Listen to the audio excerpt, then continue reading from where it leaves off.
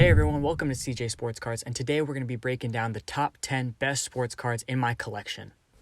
Starting us off, we have Shohei Ohtani. Now, I've started collecting a lot of Ohtani recently because he's become a Dodger. I am a Dodgers fan, so obviously I need to have some of his cards in my PC. These were some that I already had in my personal collection that I just got graded. I needed to get these two graded. The PSA 10 Chrome was in a weird holder that I found, but it was in a 10, so I had to get it graded.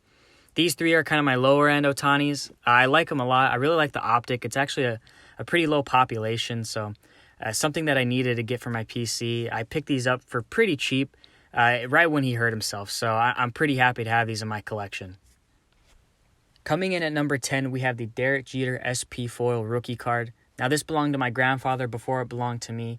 I was the one who had got it graded. You know, it looked perfect.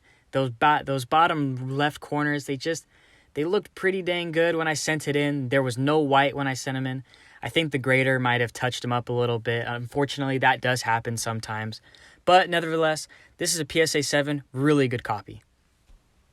Coming in at number 9, we have the Oral Hershiser autograph. I picked this up at a card show for like $20. It was a steal. I got it graded. I was really hoping for a 10. I got it cleaned by a professional cleaner. He said it was going to come back at 10. Came back at 9. What can you do? It's still a really nice card. Me and my grandfather are both Dodgers fans, so this really means a lot to me. At number 8, we have a Reed Detmers Gold Auto PSA 10. I actually pulled this in my first ever break on Facebook. It was a super cool card. I got offered $200 for it right then. But you know what? I had to keep it because I was actually at his no-hitter.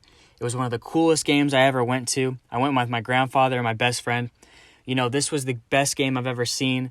He pitched immaculate. He just pitched a great freaking game. I've never seen something like it. It's the only no-hitter I've ever been to, and I had to keep this card. At number 7, we got a card that really means a lot to a lot of people. It's a 2013 Topps David Ortiz super short print PSA 9. This card is really important to people because it's when David Ortiz said Boston is my fucking city. So a lot of people like this card. I paid little to nothing for it. I got in a big collection for dirt cheap. So no, I'm all in, nothing in it. So I get to keep the card for free pretty much, and I'm really happy with it. Number 6 really means a lot to me because it has my favorite player on it. Ichiro is one of my favorite players of all time. He hits like me, except I'm a righty. He's a lefty. But other than that, we're both contact hitters, so it means a lot to me.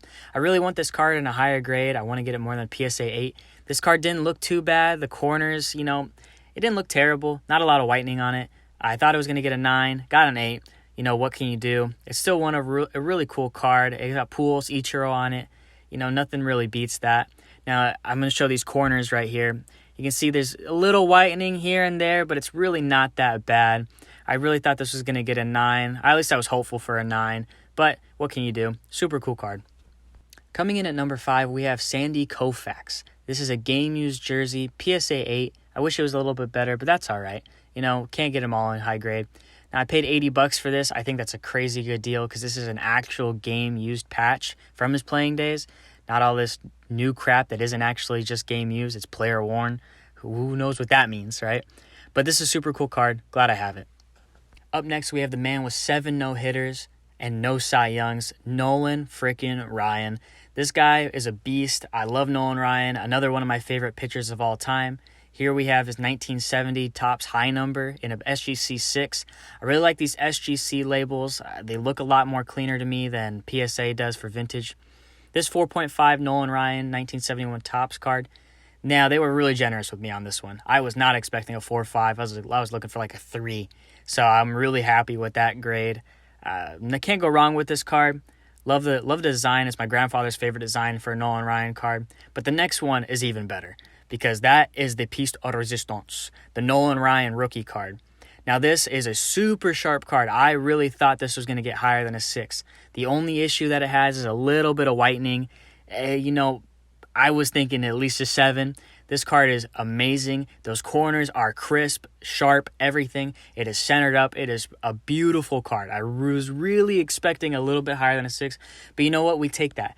I paid like $500. I turned it into a $1,500 card, and now it's in my PC forever. At number 3, we have the best pitcher of the 2010s, and you can fight me on that, Clayton frickin' Kershaw. This guy has been a beast his entire career, has an ERA lower than 3. Actually, it's probably lower than 2.75. This guy is a freaking animal. I know he's old. I know he's breaking down. But you got to respect the GOAT pitcher for the Dodgers. He is the best Dodger pitcher of all time. I know Sandy Koufax is there, but Clayton Kershaw is just a little bit better than him. I love this card. I can't wait to get it in a 10. This next card is impossible to gem. The Mookie Betts Gold Rookie from 2014 Topps update. I was not expecting a 10 on this. I was really looking for like a 9. You just never see these gold border cards get 10s, and I was so freaking surprised that I didn't get upcharged. I didn't even get upcharged for this. I paid $19 to get it graded. This card is super cool. Like I said, I was not expecting a 10. I know these corners are crisp, but you can see there's like a little bit of speckle white on the bottom right. I'm not sure if it's going to pop up in the video, but this card was super clean. I was really hoping for a 9, got a 10. Love the card. I think it's worth like $3,000 now. Actually, it's not that high. I think it's like $700, but I love it. Now, my number one card is going to surprise a lot of people, but it's a 1951 Topps Redback Bob Feller. I love this card. The only reason I do is because it was the first ever card that I bought on eBay to resell.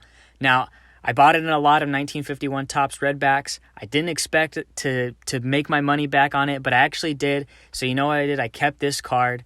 I really like it. It's my best card in my PC. I don't care how much it's worth. It's probably worth $50. I don't care. It is my all-time favorite card because it started me on my journey in this hobby. I love it so much. I'm so glad it's in my PC. I just recently got it graded. I wasn't going to originally, but it's my favorite card. That has brought us to the end of this video. Thank you guys so much for watching if you made it all the way through. I'm really excited to start my journey on sports cards again. It's been my New Year's resolution to continue to do this. I want to grow in the hobby. I want to be a bigger part of this hobby. I love doing this stuff, and I really hope you're on this journey with me wherever it takes me.